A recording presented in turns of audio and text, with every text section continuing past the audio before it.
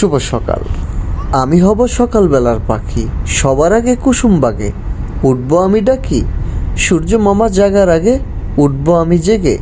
হয়নি সকাল ঘুমাও এখন, মা বললেন রেগে। বলবো আমি আলসে মেয়ে, ঘুমিয়ে তুমি থাকো। হয়নি সকাল তাই বলে কি সকাল হবে না গো। আমরা যদি না জাগি মা কেমনে সকাল হবে। তোমার ছেলে উঠলে মাগো রাত হবে তবে। কি তোমরা কি মক্তব শেষ করলা? তোমার নাম কি? হাসান। তোমার নাম? আরমান। কি নিয়ে পড়ো? ক্লাস 2-তে পড়ো। এটা কি কায়দা? মাশাল্লাহ মাশাল্লাহ। তবে এই শীতের সকাল দেখা যায় কোন কোন শীতের ভিতরে ছোট ছোট বাচ্চারা মক্তবে মসজিদে যান। মসজিদে গিয়ে কোরআন শিখেন, কায়দা শিখেন, সেপরা শিখেন।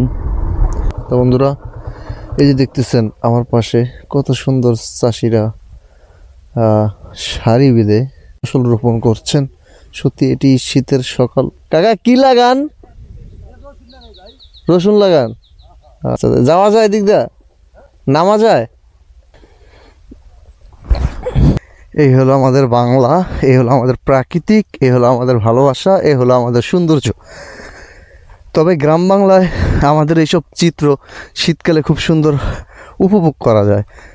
যারা আমরা শহর কেন্দ্রিক থাকি তাদের এই সময়গুলো বছরে 2-4 বার উপভোগ করতে পারি, যখন আমরা গ্রামের বাড়িতে ঘুরতে অথবা বেড়াতে আসি।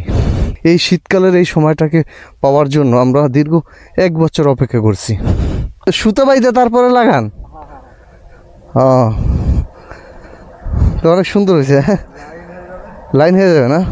ও, তো দেখুন এরা মূলত রসুন চাষ করতেছিল এই শীতের সকালে। ভাই এই রসুন কি শুধু শীতকালে চাষ করেন না সব সময়? শীতকালে না, এই সময়টাই চাষ করা হয়। তার মানে এই সময়টা পাওয়ার জন্য দীর্ঘ 1 বছর অপেক্ষা করছেন? হ্যাঁ।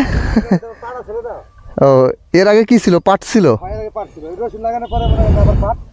আপনাদের এই অঞ্চলে মানে রসুন কি চাষ বেশি হয়? মানে এই চকটা পুরোটা রসুন আবাদ হয়। আচ্ছা আচ্ছা।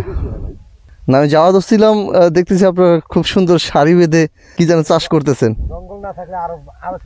হ্যাঁ, তবে ভালোই লাগতেছিল। আর আমরা শীতকালটা খুব সুন্দরভাবে একটু উপভোগ করি গ্রামগঞ্জের মানুষগুলো। আমার দেশের বাসা মাদারীপুর সদরে। মানে এলাকায় থাকা হয় না, তো এই কারণে এই জিনিসগুলো দেখা হয় না। বুঝছেন, সকালবেলা আমি এই মুহূর্তে অবস্থান করছিলাম ট্যাংরামারি ভান্ডারিকান্দি। তবে এই পথ দিয়ে আমি যাওয়া ধরছিলাম।